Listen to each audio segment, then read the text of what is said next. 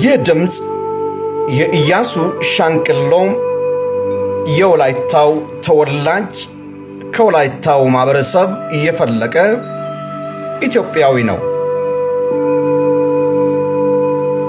ላለፉት 29 ዓመታት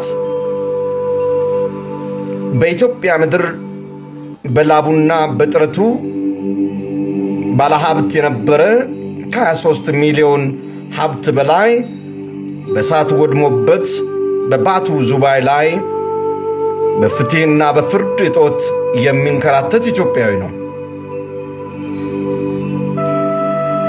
እንደ ሀገር ፍትህ ተነፍጓል። እንደ ወገን አድማጭ አጥቷል። መጠጊያ፣ መሸሸጊያ፣ መመኪያ ካጠገቡ የለም። ዛሬ ሁሉም ፊቱን አዙሮ ጀርባውን ሰጥቶ ቆመዋል። ኢያሱ ሻንቅሎ ለምን ተበደለ? ለምን ተገፋ? ለምን ተረሳ? ለምን ተጣለ?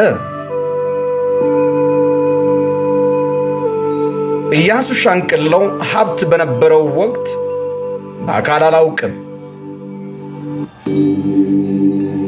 አብሬውም ደግሞ ሻይ ጠጥቼ አላውቅም። ከጀርባ ሌላ ነገር አዝዬ ሳይሆን የዚህ ሰው የፍትህ ማጣት ሁሌም ይከነክነኛል።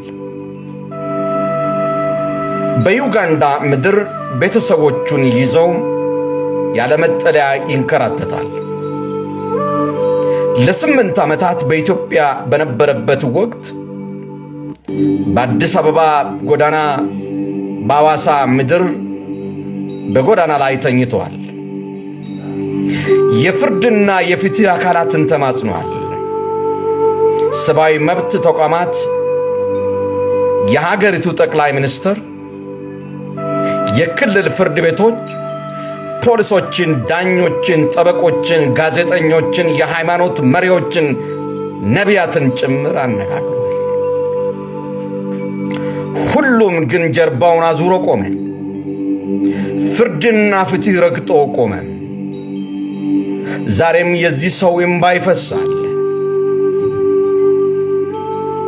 በሀገሪቱ ላይ በርካታ አጭበርባሪዎችና ወንጀለኞች በብዙ ሚሊዮን ሀብት ይሰበስባሉ። ለሀገሪቱ ታክስ፣ ግብር